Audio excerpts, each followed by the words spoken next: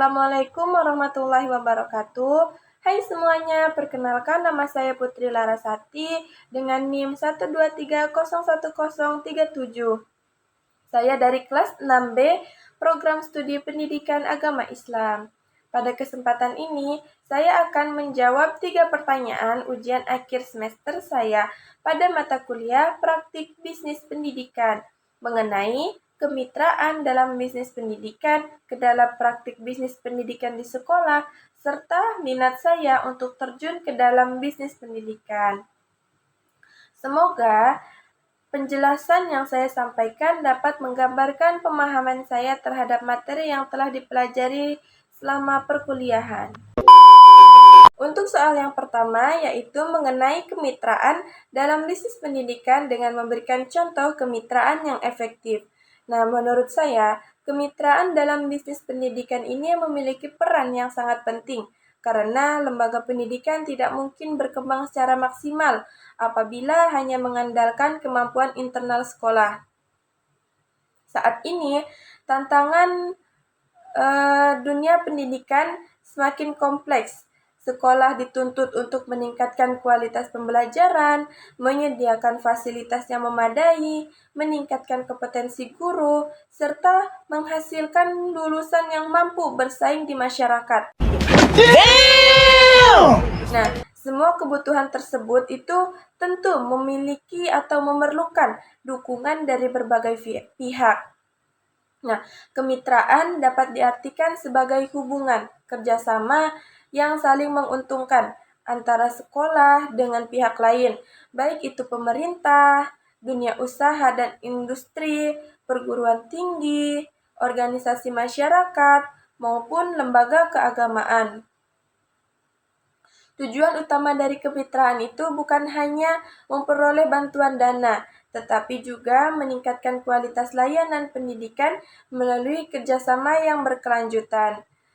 Nah, urgensi kemitraan dapat kita lihat dari beberapa aspek. Yang pertama, dari kemitraan itu membantu sekolah memperoleh sumber daya yang belum dimiliki.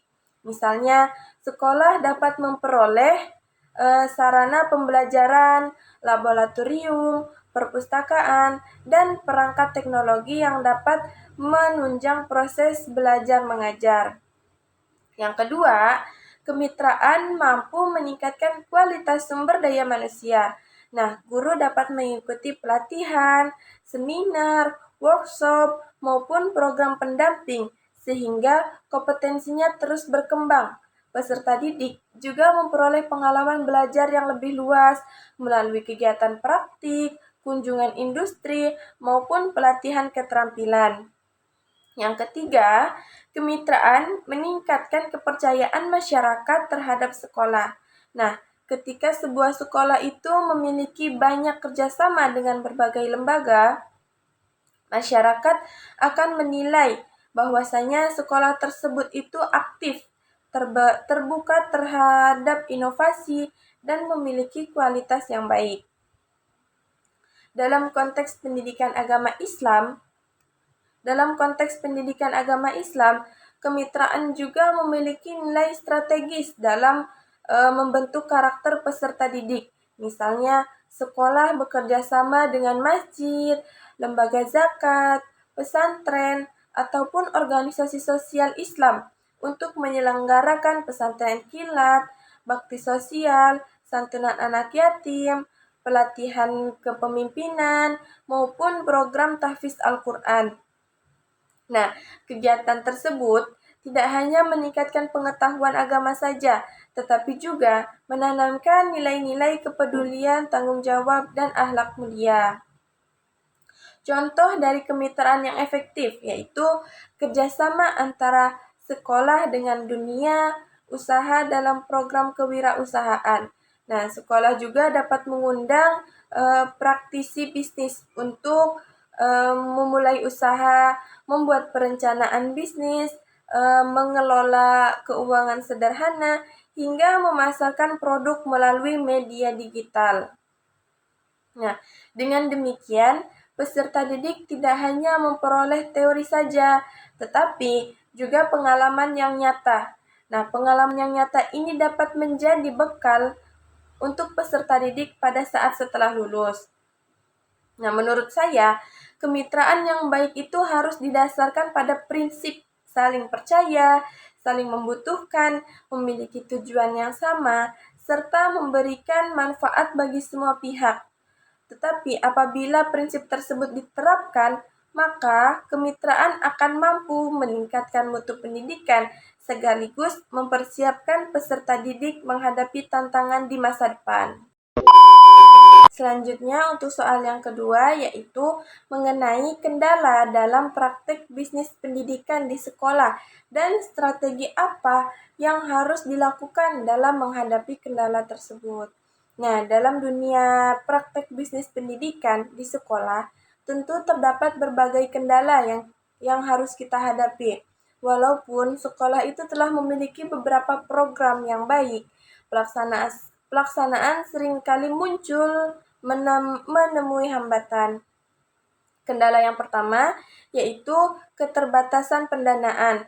Nah, banyak sekolah yang memiliki ide kreatif untuk mengembangkan program pendidikan, tetapi belum mampu merealisasikannya karena anggaran yang tersedia itu masih terbatas.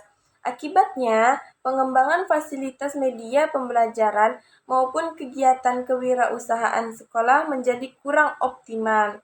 Nah, yang kedua, yaitu keterbatasan kemampuan manajemen. Nah, tidak semua kepala sekolah maupun guru memiliki kemampuan dalam mengelola bisnis pendidikan. Sebagian besar lebih fokus pada proses pembelajaran, sehingga pengembangan unit sekolah belum menjadi perhatian utama. Yang ketiga adalah rendahnya pemanfaatan teknologi digital. Nah, apalagi di era sekarang ini, promosi sekolah dan layanan pendidikan itu seharusnya memanfaatkan media sosial melalui website maupun platform digital lainnya. Nah, namun masih banyak sekolah yang belum mampu mengelola media sosial secara profesional, sehingga informasi mengenai sekolah ini kurang dikenal oleh masyarakat. Selanjutnya, kendala yang selanjutnya adalah adanya perspektif negatif bahwasanya bisnis pendidikan itu hanya bertujuan mencari keuntungan. Padahal, bisnis pendidikan yang benar bukan berarti mengomersialkan pendidikan melalui pengelolaan sumber daya secara profesional agar kualitas layanan pendidikan semakin meningkat. Nah, selanjutnya untuk mengatasi berbagai kendala tersebut diperlukan beberapa strategi. Yang pertama, sekolah harus membangun kemitraan dengan pemerintah, dunia usaha, alumni, orang tua, dan masyarakat agar memperoleh dukungan baik berupa dana, pelatihan, maupun fasilitas. Selanjutnya yang kedua, meningkatkan kompetensi kepala sekolah dan guru melalui pelatihan manajemen pendidikan, kewirausahaan, kepemimpinan, dan pemanfaatan teknologi digital. Nah, selanjutnya yang ketiga, yaitu sekolah harus menerapkan pengelolaan keuangan yang transparan dan akuntabel. Nah, sehingga memperoleh kepercayaan dari masyarakat. Nah, yang keempat, yaitu sekolah perlu menciptakan inovasi program yang sesuai dengan kebutuhan masyarakat. Misalnya, kelas keterampilan, pelatihan kewirausahaan, kursus bahasa asing, program tahfiz, maupun pembelajaran yang berbasis teknologi. Nah, yang kelima yaitu sekolah harus melakukan evaluasi secara berkala terhadap seluruh program yang telah dijalankan, sehingga setiap kekurangan dapat segera diperbaiki. Nah, dengan strategi tersebut, saya meyakini bahwasanya kendala dalam praktek bisnis pendidikan ini dapat kita minimalkan, sehingga sekolah mampu memberikan layanan pendidikan yang semakin berkualitas untuk berkelanjutannya. Baiklah, untuk soal yang ketiga, yaitu seberapa besar minat saya untuk terjun ke dalam bisnis pendidikan. Nah, apabila ditanya mengenai minat saya untuk terjun ke dalam bisnis pendidikan, saya dapat mengatakan bahwasanya saya memiliki minat yang cukup besar. Sebagai mahasiswa pendidikan agama Islam, saya melihat bahwasanya dunia pendidikan ini memiliki peluang yang sangat luas untuk terus berkembang dan memberikan manfaat bagi masyarakat. Alasan yang pertama yaitu karena saya ingin berkontribusi dalam meningkatkan kualitas pendidikan. Menurut saya, pendidikan guru merupakan profesi yang sangat mulia. Namun, kontribusi dalam pendidikan tidak hanya dilakukan melalui kegiatan belajar mengajar di dalam kelas saja, tetapi juga kita dapat menghadirkan inovasi baru, misalnya berupa lembaga bimbingan belajar, rumah tahfiz, penyediaan media belajar digital, pelatihan guru, maupun program pendidikan masyarakat. Yang kedua, yaitu karena kebutuhan masyarakat terhadap pendidikan ini terus meningkat untuk setiap tahunnya. Orang tua menginginkan layanan pendidikan yang berkualitas. Peserta didik membutuhkan pembelajaran yang menarik, dan guru juga memerlukan berbagai media pembelajaran yang inovatif. Nah, kondisi inilah yang menunjukkan bahwasannya bisnis pendidikan ini memiliki prospek yang baik apabila dijalankan secara profesional. Yang ketiga, karena bisnis pendidikan ini dapat menjadi sarana dakwah. Nah, sebagai calon guru atau calon pendidikan agama Islam, saya ingin mengembangkan usaha pendidikan yang tidak hanya mengejar keuntungan ekonomi saja, tetapi juga menanamkan nilai-nilai Islam seperti kejujuran, tanggung jawab, amanah, kerja keras, dan kepedulian sosial.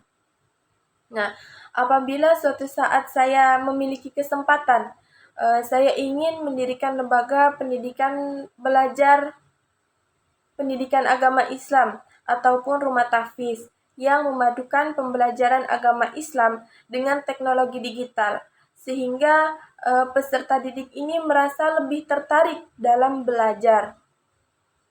Saya juga ingin mengembangkan media pembelajaran yang dimana media pembelajaran tersebut berbasis video, karena media digital pada saat ini itu sangat dekat dengan kehidupan peserta didik. Nah, menurut saya juga keberhasilan bisnis pendidikan tidak hanya diukur dari besarnya keuntungan yang diperoleh, tetapi dari seberapa besar sih manfaat yang diberikan kepada masyarakat. Nah, semakin banyak peserta didik yang terbantu memperoleh pendidikan yang berkualitas, maka semakin besar pula nilai keberhasilan usaha tersebut.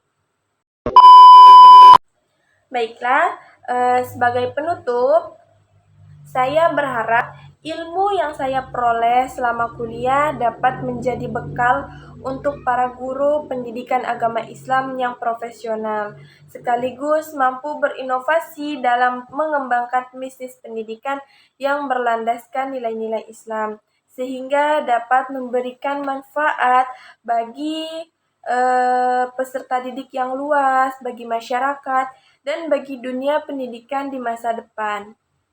Mungkin hanya ini yang dapat saya sampaikan dalam video saya kali ini. Kurang dan lebihnya saya mohon maaf. Wassalamualaikum warahmatullahi wabarakatuh. Bye-bye.